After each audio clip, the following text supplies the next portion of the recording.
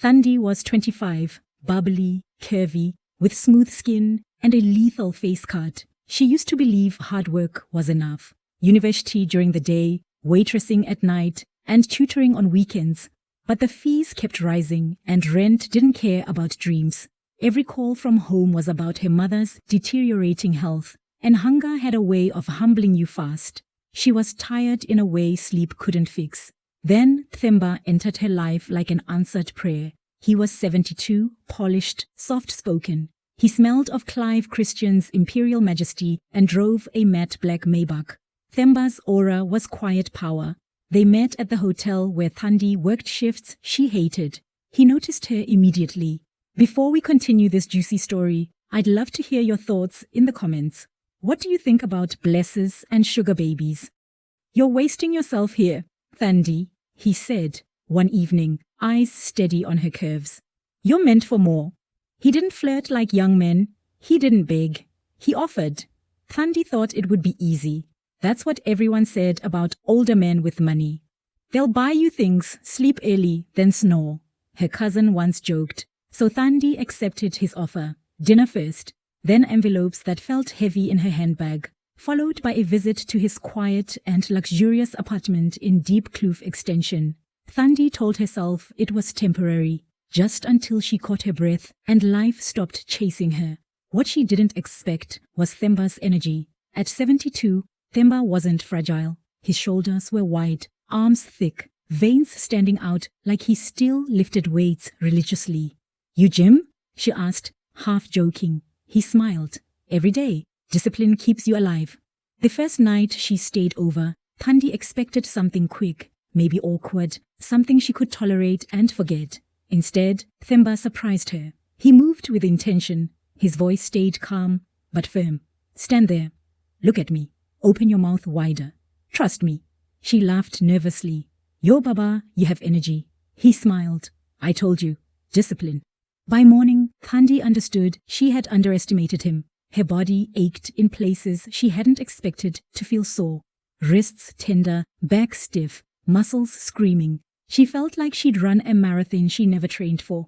But the money came. A glass-fronted mansion on the hill birthday gift. Designer clothes, access, a soft life everyone envied. So Thandi stayed quiet. Soon, Diepkloof Extension became her reality. Shopping during the week, lunches that cost her old monthly budget.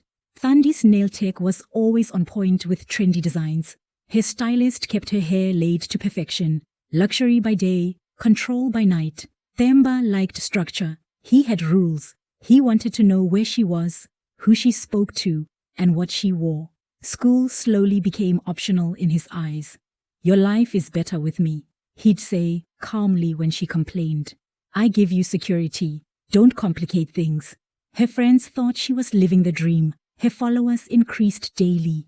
Her family finally lived comfortably. But Thandi's body told another story. She was always tired.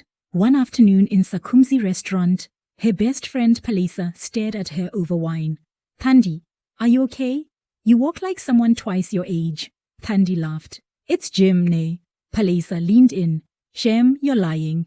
Thandi smiled and changed the conversation.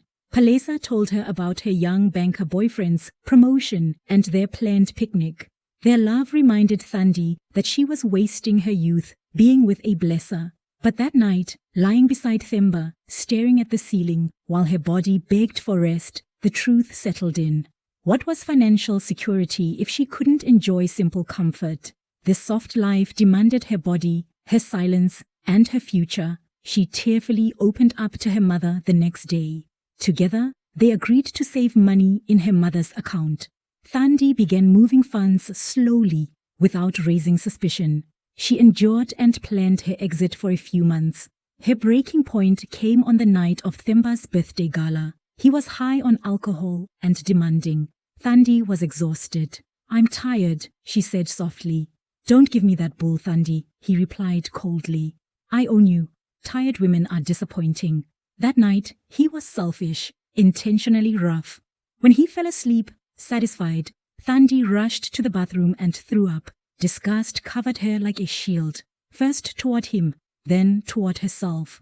She remembered the girl who believed in degrees, in freedom, in choosing her own pace.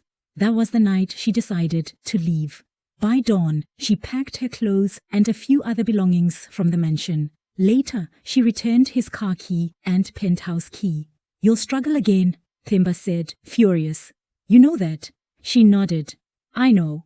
And she struggled, from glass-fronted mansion on the hill to race rooms, from private chauffeur to shared taxis. Her following declined rapidly after she stopped posting her luxury lifestyle vlogs. Thandi's body healed. Her mindset evolved. Using the money she had saved, Thandi helped her mother open a small mini-mart. She began selling her artwork online. Slowly, life stabilized. Thandi graduated with good grades and got a decent job in Joburg. She returned to social media, this time sharing life lessons and tips to young ladies. Her audience grew again, but this time it didn't control her. She lived within her means. She slept in peace. Easy money is never truly easy. Sometimes the price of a fast life is your body, your freedom, or your future. What do you think about this story? Every week, I share real stories about real people facing moments that change everything. Stories filled with emotions we all recognize. They don't just entertain. They reflect our own life experiences and choices. I tell these stories to let someone out there know they are not alone and that it's okay to be human. These stories matter because your story matters. Now, here's something that might surprise you. Most of the people watching right now haven't subscribed to Juicy Tales by RJ. If you're one of them, I'd love to invite you to join this community. Here, we value truth, happiness, hope, courage, companionship, and real human experiences.